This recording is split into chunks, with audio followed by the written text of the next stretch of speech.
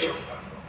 جس نے زندگی میں اس کے لیے کوشش کی اللہ رب العزت اس کو میدان محشر میں کبھی ذلیل اور بے عزت نہیں.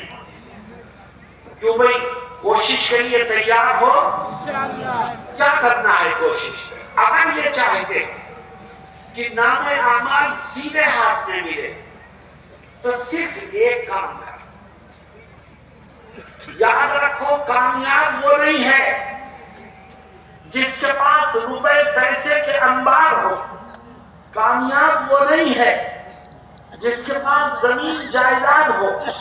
کامیاب وہ نہیں ہے جس کے پاس فیکٹری اور عہدے ہو. کامیاب تو وہ شخص ہے کہ جس کا نام اعمال قیامت کے دن اس کے سیدھے ہاتھ میں ہو جائے. سیدھے ہاتھ میں کیسے ملے گا؟ صرف ایک کام کرنا. اور مسلمانوں اور نوجوانوں میری بات کو سمجھنے